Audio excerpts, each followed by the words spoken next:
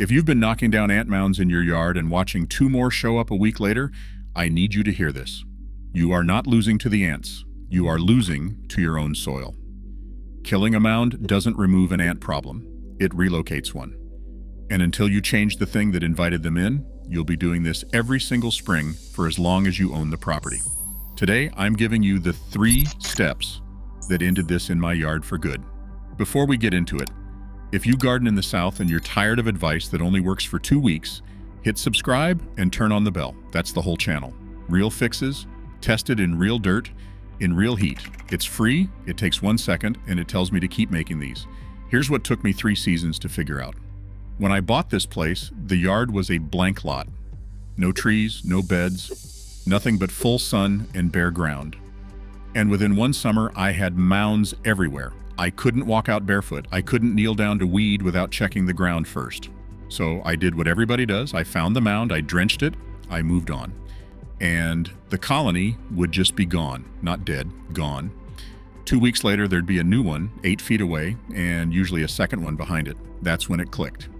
Fire ants and most biting ants have a survival trick. When the colony is disturbed but the queen survives, they simply pick up and move. Some species will even split into multiple new colonies. So every mound I won was actually me spreading them around my own yard. The real question isn't how to kill them, it's why they chose me. And the answer was my ground. Loose, well-drained, sun-baked, and wide open. That is the exact profile these ants are built for. Dry enough that tunnels don't flood, firm enough that tunnels hold their shape, sunny enough that the mound warms up fast in the morning so the colony can get to work early.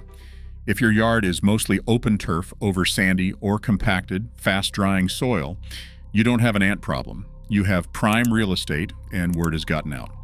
So the fix has 3 parts, 1 defensive, 1 offensive, and 1 that changes the property so they stop wanting it at all. Step 1 is a broadcast bait across the whole lawn.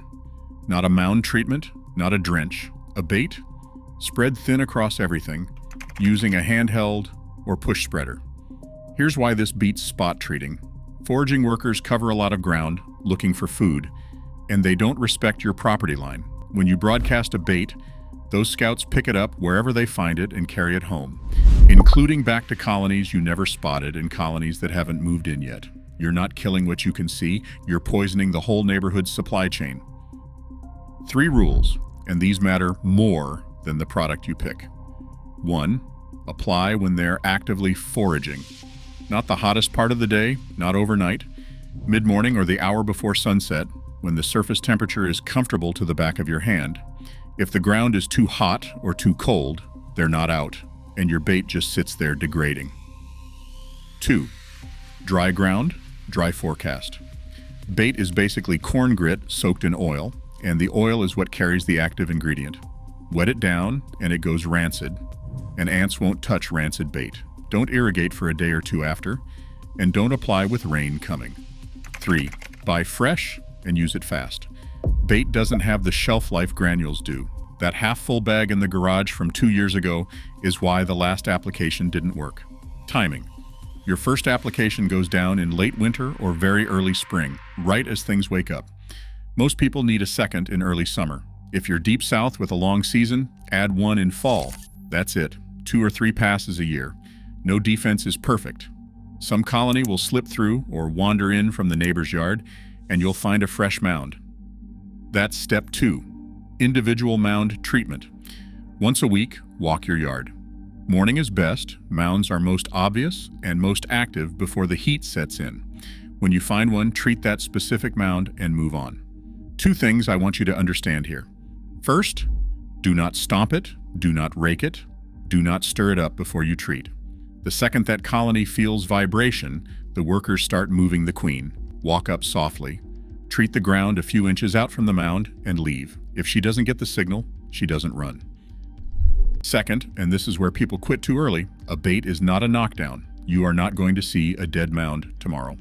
Depending on the active ingredient, you are looking at anywhere from a few days to a couple of weeks for the colony to actually collapse, because the workers have to feed it to the brood and the queen first.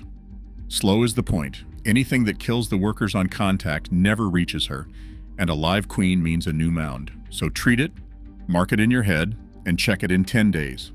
If there is still fresh, loose soil being pushed up, treat once more. Between a broadcast bait twice a year and a weekly walk with a spoon, you can hold almost any yard. But holding it is not the same as being done with it. That is step 3. Step 3 is the one nobody talks about, and it's the only reason my backyard has been mound-free for years, while my front yard still needs treating. The difference isn't what I sprayed, it's what I built. Everything these ants want, I took away, deliberately. They want firm soil that holds a tunnel. So I put 4 inches of compost and coarse mulch over every bed and every bare patch. Loose organic matter doesn't hold structure. Tunnels sag and collapse, mounds don't dome properly, and the colony never gets established. Is it impossible for an ant to live in mulch? No, but it's a bad building site, and they will pick your neighbor's lawn over it every time. They want full sun to warm the mound.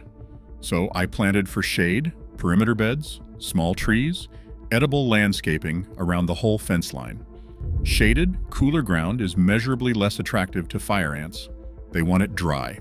Organic matter holds moisture. Consistently damp ground is a problem for a colony that needs its tunnels to stay open. And the one spot where I couldn't add depth, the walkways between my raised beds, I covered with heavy landscape fabric. That solved it completely. No bare soil, no mound. Mine are years old and still going. Add it up. No bare sunny ground, no dry firm soil, no open real estate. My backyard stopped being worth colonizing. My front yard has to stay lawn, homeowners association, so that's the part I still bait twice a year, and that's fine. That's the trade. So, 3 steps. Broadcast bait across the lawn 2 or 3 times a year, applied when they are foraging on dry ground from a fresh bag. Weekly walkthroughs with individual mound treatment, applied gently, with the patience to let it work. And then the long game. Compost, mulch, shade, and ground cover, until there is simply nowhere left worth building. Do the first 2 and you will control it. Do all 3 and you will stop thinking about it. If this was useful, hit that like button, subscribe, and ring the bell so you catch the next one. Everything I use is linked below. I will see you in the next video.